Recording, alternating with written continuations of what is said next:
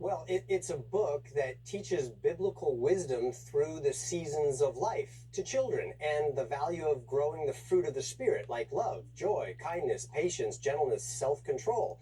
And I wanted to do a book reading at a public library, and I was denied by over 50 woke libraries that have hosted drag queen story hours. One of the most outrageous denials was Alameda County Public Library that said they didn't want that book teaching kids biblical values, while at the same time they're hosting a gender name change clinic tomorrow.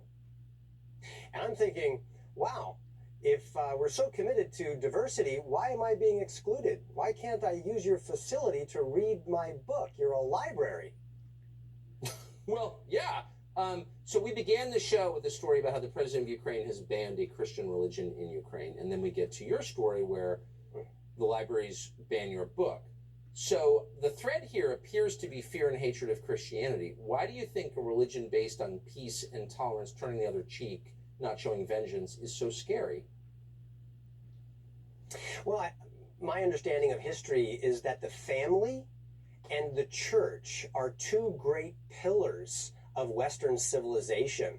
And those two things need to be removed and taken out of the way in order to fundamentally change the power structure and the moral value code of the nation.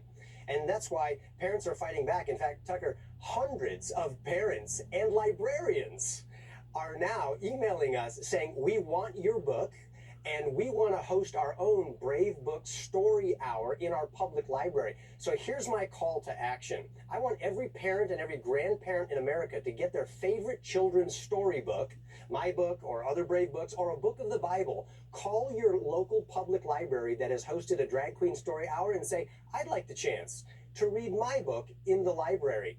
And if they say no, they're likely breaking the law and violating the Constitution, and they can contact bravebooks.com. We'll give them free books and all that they need to turn that denial into a revival in their community.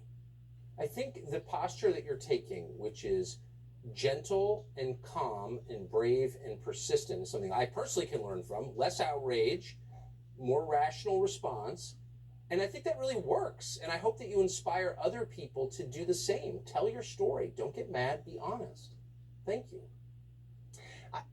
Thank you. I think you're right, Tucker. And to Christians particularly, we often get told no in the public square. We go home with our tail between our legs, crying in our Chick-fil-A soup, waiting for the rapture, rather than getting on the offense and saying, let's invest in our children and teach them the values we want them to learn. Amen. I completely agree with that. And the way you're doing it is the way to do it. I appreciate it. Kirk Cameron, thanks.